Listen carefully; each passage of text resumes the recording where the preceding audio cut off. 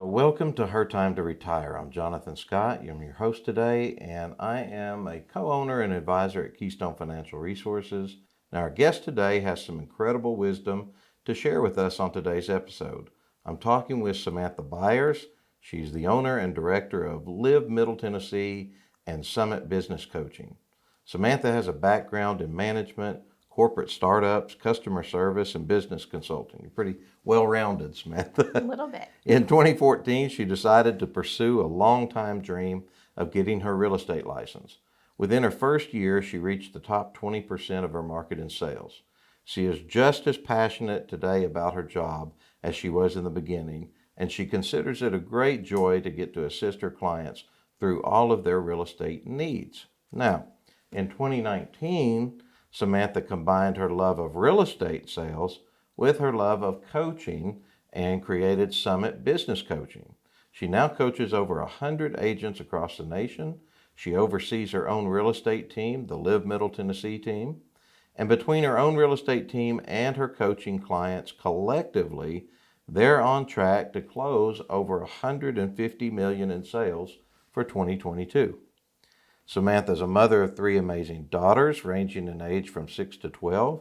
And when she isn't with her daughters or working, you can find her enjoying the great outdoors and pursuing another of her dreams, which is public speaking. So Samantha, we're glad to have you here today. Wow, what a set of accomplishments, and on track to move $150 million in real estate today. Yes, thank you. I'm glad to be here. Yeah, that's pretty significant. So I want to talk to you a little bit today. You know, every time that we do something for her retirement, we do a podcast, I really want to, hear about people's stories, how they got into doing what they're doing, how that relates to your family, things along those lines. So, what really fueled your choice to first start with real estate and then go into coaching? Tell me a little bit about it. I think all of that stems from even early childhood. I grew up in East Tennessee, and it's a pretty low economic status county, and there were times in childhood that we struggled a little bit, and I have this story that just came to mind actually when you were talking about that. If it's okay, I'll share. It's a quick one. Yeah, go ahead. In kindergarten, we had to write a book about our life, and I remember bringing this book home, being all proud of it.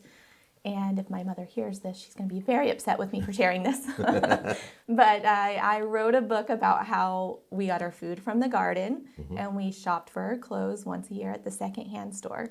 And so being a mother, I brought this home, and I was so proud of this as a 5-year-old kindergartner. Right. And my mother was mortified because I shared exactly where we were lifestyle-wise.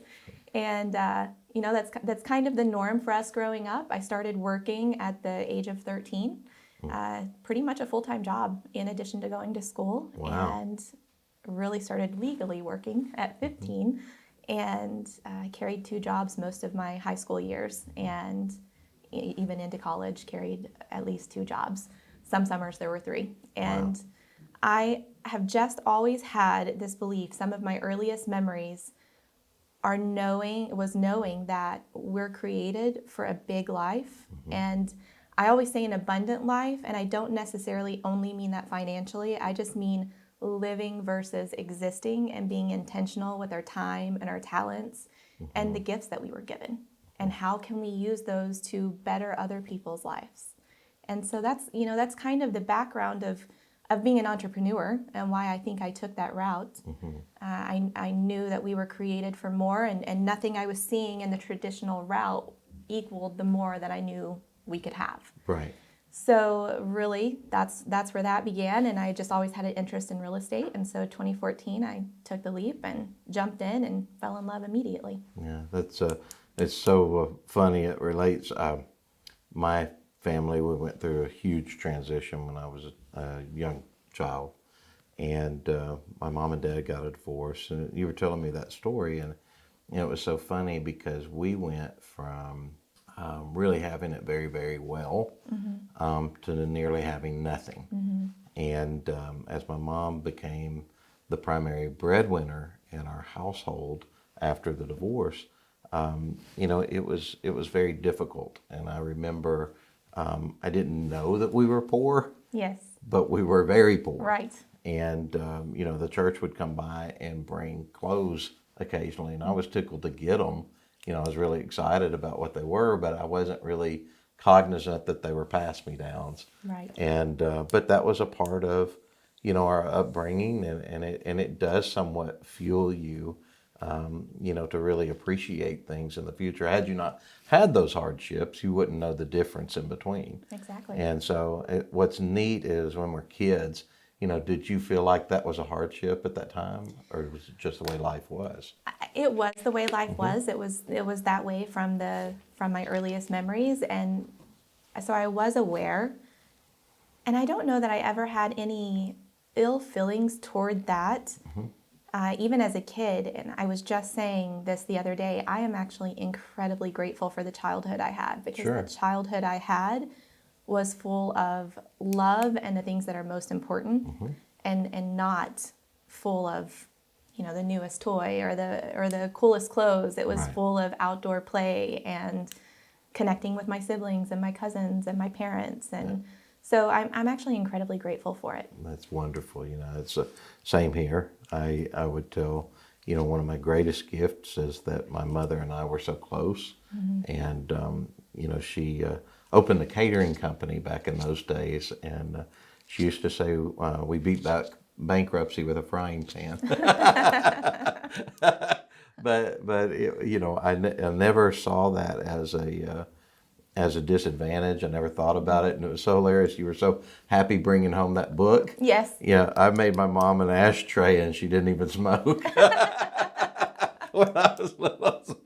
So, it's just funny to look back on those things, It but is. they really do affect us moving forward. I think, in my case, part of how her time to retire was even born was because, I have such a large client base of ladies, single, widowed, divorcees, and married couples, but there is a special place in my heart for those ladies that are having to struggle and get started and really need guidance and need somebody in their corner fighting to make sure that their dreams get achieved.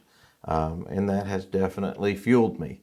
And I didn't even used to realize what exactly it was, but I would be like, I'm going to go all out for this person. Right. And, it really has so much to do with the little lady that's sitting up front. And that's my mom, who's a big hero. Yes. So tell me a little bit about your transition from selling, which, wow, very, very successful there. But what made you say, hey, you know what? I want to help other people with this. I want to show them how to do it correctly. What fueled you there? Just really the same foundation that male, female, wherever your background that you came from has brought you to this place in your life. I just know that if we are not intentional with what we're doing and accountable for our actions and what we're doing and everything we're doing in our day-to-day, we just end up settling for mediocrity. And I don't believe, if that's what someone wants, if that's their end goal, amazing. That is okay. If there's even a little bit of someone that wants more out of life, I want to be there to catapult them to that, to hold them accountable to reaching whatever that more is for them. And maybe, honestly, as you were just speaking about your mom, my mom and dad were married my entire childhood, and they were equally amazing parents, but I know that they wanted more. And so you telling the story of your why honestly just made me have a little bit more of a realization of my why. I thought I knew what my why was.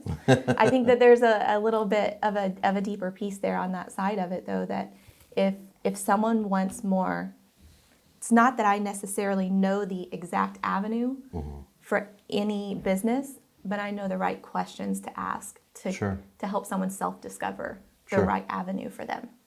And it looks like you've been very successful in doing that. I look back to it, and I'll ask you the same question, but just along that conversation, I'll tell people, my mother used to tell me she wanted us to be very well rounded.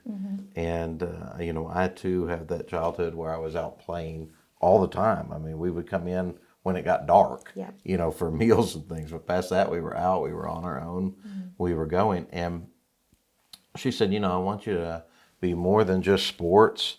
I want you to know how to do this and know how to do that and be really well rounded. And she would put me in arenas where I could do that. And I didn't even see it as anything unique or as an asset until later in my life. And it's so neat when people will say, gosh, you can fly an airplane, you can drive a race car, you can, build a financial plan, you can go in and do these different things. And I said, I never knew that everybody wasn't doing that. I thought that that's what you were supposed to do. Right. And now it's really neat to be able to take people in as clients and sit down with them and say, well, yes, in each of these aspects of your life, I'm 150% confident that we can do some life-changing things here for you, and it's going to be monumental. So, the Bible talks about Ebenezer stones and things like that, and I'll even talk about that. This is going to be one of those Ebenezer stones, and we're going to look back at it and say, wow, this was the day that we chose to make a big difference. Yes. And what's neat about what I do with Keystone Financial Resources, when I'm in the advisory role with people, it's been amazing because I've helped people invest in other ways for many, many years, even back into real estate investing. And I did that for years for myself, but I never got the edification of hearing that I changed somebody's life. And through Keystone Financial, I'm consistently hearing, and it's so edifying to me, people will come and say, hey, since we got together so many years ago, look at what's happened, and my life has changed today. And they'll say, thank you. And to me, that's worth more than any amount of money out there. It fuels Absolutely. me. It makes me jump up in the morning to come to work and come in and see, who we can help today, what we can do, what the changes can be. And so I'm nuts about taking pictures of where we start and taking pictures of the boards that I do so that people will have that and we can look back at where we were, and then we can turn the page a few years down the road and say, look at where we are now. And they say, oh my gosh, this is so amazing, and I didn't know we could achieve it. Yes. And we can achieve it. We did achieve it. Yes. And we can keep going with it. And so it fuels me. It edifies me. I enjoy being compensated, but I feel like I would do it for free because I enjoy it and I'm that passionate about it. So tell me, past the money, because we all get to make choices on how we make money in a life. Tell me what's fueling you where you're at right now. You pretty much just told my whole story. I have said many, many times that I'm a provider for my children, and so it's obviously I have to make an income, right? And I have several contractors that I support through working with me, and then employees. There's a satisfaction in that we're contributing to someone or many people who work with me. On the other side of it, there have been, someone has to be, just like with financial advising, someone has to want bigger in order for you to help them to get bigger, right? Right. Same with coaching. Someone has to, and real estate, honestly, someone has to want that in order for us to help them get it. And so that's not always 100% of the time, and that's okay. But the times that is the case, the times that you can come alongside someone and journey down this road of getting to whatever it is they want, and they get there, and they look back and they say, I had no idea that this would ever be a possibility for me in my life. There's one client in particular that comes to mind, and because of confidentiality, I'm going to be very vague on details, but this person came from a very similar background as myself and was still there when I began working with them.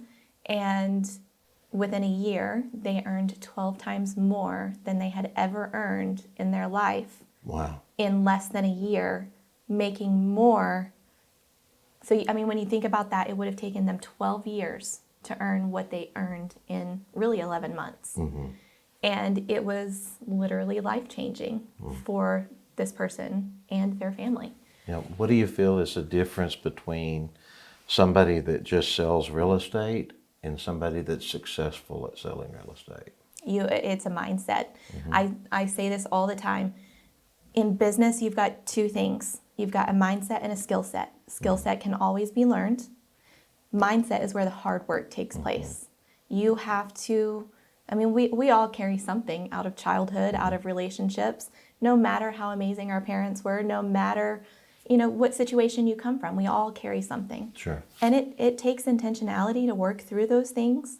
And even in adulthood, we carry things.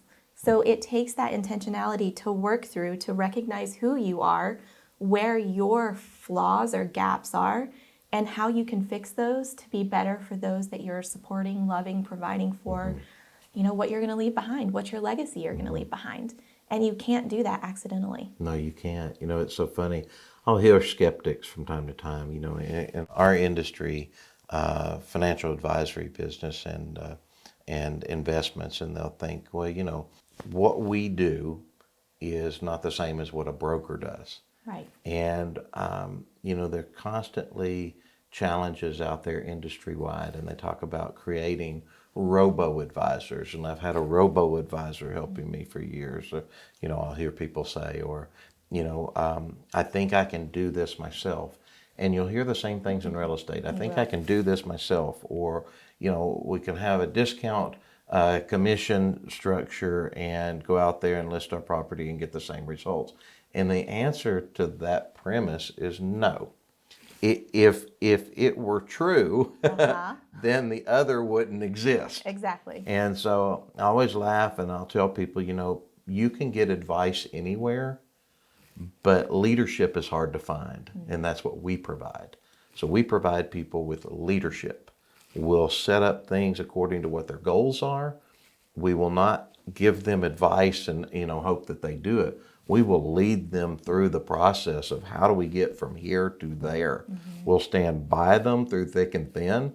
When the obstacles arise, we're the guys that figure out how to get around the obstacles, over it. I put on my armor. Yeah. We fight. We make it to the other side. And that's how we have the success stories, one after another after another. And the same is true in the real estate business. So when I hear someone say that they're very successful and that they're coaching and this and that and the other, what are you providing to those individuals that they can provide to the consumer is leadership skills. That's what you're doing, Samantha. So Thank you. yeah, I recognize that. So thank you. So I want to real quickly, if you would, take a few minutes and just for our ladies out there, share something with the listeners today that you feel like would be a really important takeaway for them. If they're listening today, what is something out there that they can take away and they can implement in their life and make a difference with? You have a soapbox I can stand on? I will tell you, I've given many talks, I've coached many people, thousands of hours of coaching, and where my passion always comes back to is not settling for mediocrity. Again, and I know we've talked about that. It takes recognizing that we are not guaranteed any amount of time with those we love, with our careers, with our lives. And so there's no right time. The right time is the time that we have, and that is right now. And so what is it that you, the listeners, what is it that we all need to do right now and not put off any longer in order to create a life that we want? And when I say that, I don't mean the life that we tell people we want, because I believe there's a life that we've designed in the back of our heads that we don't tell anyone about. There's our safe life, there's our safe goals, but we've got this stretch life and this stretch goal in the back of our minds that we don't tell people about because we don't want to be held accountable. We don't want to be seen as failures if we don't reach it. So what life is it that in your wildest dreams you could have? What are you providing for others? What are you providing for yourself? There's nothing wrong with wanting things for yourself as well, by the way. We are allowed to have big lives as well. Correct. And so what is it that we need to do? Who do we need to talk to? Who do we need to bring into our inner circle? What limiting belief or mindset do we need to overcome in order to get to that life of abundance, that big life that's hiding in the back of our head? And who do we need to tell that big life to? There's a percentage out there that says you're, don't quote me on this, but I believe 80% more likely to achieve a goal if you just write it down or tell someone. That's true. Yeah. And this was a really interesting fact that kind of ties in. Did you know that 95% of our actions every day are decided by our subconscious brain? Wow. And the reason for that being is that your conscious brain can't do two things at once scientifically. So right now, I'm sitting here talking to you. That's what my conscious is focusing on. Right. So my hand movements and all these other side factors are all based off my subconscious brain. Do you know by what age our subconscious brain is developed by? 7, 8 years old. I believe it was 6 or 7. So really, 95% of our actions, if we are not intentional and paying attention, are decided by our 6-year-old selves. So what do we need to be aware of to change in ourselves? Who do we need to bring into our circles? What conversations do we need to be having to create this life? And I read this once. We don't look for abundance. Abundance is there. We create limitations. So how do we not limit ourselves any longer? Because I don't believe we were put here on earth in our families to play it small and to have a small life. Wow. I truly believe we were put here and meant for amazing things. Right. We stop ourselves with that all the time. We do. And so I challenge myself and I say, one day I'm going to write this book. But there is a challenge in my own head that when I get to a point of uncomfort, because we know growth does not happen when we're comfortable. Right. It happens when we're uncomfortable. We as humans typically run away from pain, run away from things that are uncomfortable. We don't face the storm and run through it. We run away from it. Right. So I challenge myself every time I want to run away from something. I stop myself and I say, nope, we're going to turn around. We're going to face the storm. We're going to run through it. We're going to get on the other side of it, and we're going to be better for it. So I don't know how that all goes together. I am convinced that is a secret out there. And I coach it to my children. I coach it to other business owners when we're talking together. But, you're really talking about mindset. Absolutely. And you're talking about boldness. And when you notice that a problem happens and the majority of people are running away, the people that are turned the other direction running towards the problem, those are the heroes. They're the people with opportunity They are. too. And you have to turn and decide which one do you want to be, one of the lemmings running away altogether, or do you want to be the one that's turning and facing it? Do you know the bull and the buffalo? I do. Yeah. Do you mind if I share that? Yeah, go ahead. Okay. I actually just shared this on a call with KW not long ago, and it just hit home for so many people that in a field, if you have bulls and buffaloes and there's a storm coming, moving in, the bulls will turn around and run away from the storm. So they actually stay in the storm for longer. So as they're trying to get away from it, they're causing themselves to stay in it. The buffalo will turn around and they'll face the storm and they'll run right through the heart of it, but they get to the other side that much quicker. That's right. And every part of our life is a decision. It's a choice that we make. I choose to be a buffalo, not a bull.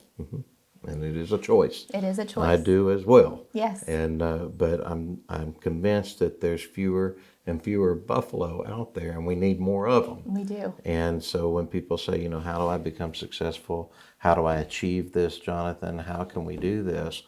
Again, in our profession, we're going to write down what the obstacles are, and we're going to face the obstacles head on. Yes. And we're going to run right through those obstacles, around them, over. I'm a great problem solver. I bet you are too. That's what I do the most of, is solutions to problems. But at the other side of that is great success. Yes. And it's just amazing. Samantha, I have loved our time together today. I have as well. Thank you. Ladies that are listening and anyone that listens to the podcast, hope you guys have enjoyed it as much as I have. If you're out there listening to it today and you want to reach Samantha, tell them how they can get a hold of you. You can email me, text me, stop by my office. Where will they email Smoke you signal. at? So Samantha Byers at kw.com. That's SAMANTHABYERS. That last name gets confusing in real estate. So Samantha Byers at kw.com. And you can reach me at 615-915-8697 or summitbusinesscoach.net or livemiddletennessee.com.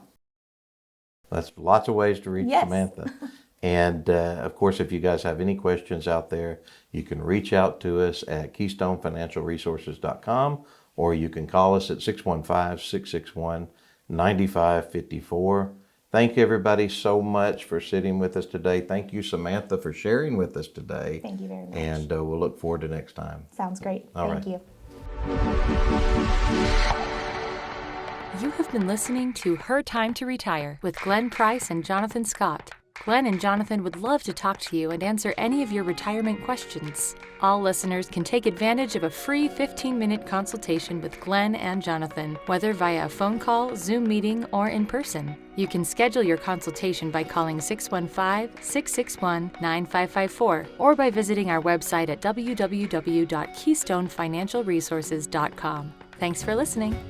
The opinions expressed by Keystone Financial Resources and guests on this podcast are their own and do not reflect the opinions of this station. All statements and opinions expressed are based upon information considered reliable, although it should not be relied upon as such. Any statements or opinions are subject to change without notice. Investments involve risk and, unless otherwise stated, are not guaranteed. Past performance cannot be used as an indicator to determine future results. Strategies mentioned may not be suitable for everyone. Information expressed does not take into account your specific situation or objectives and is not intended as recommendations appropriate for you. Before acting on any information mentioned, please consult with a qualified tax or investment advisor to determine if it is suitable for your specific situation. This program is designed to provide accurate and authoritative information with regard to subject covered. Investment advisory services offered through Brookstone Capital Management, LLC, or BCM, a registered investment advisor. BCM and Keystone Financial Resources are independent of each other. Insurance products and services are not offered through BCM, but are offered and sold through individually licensed and appointed agents.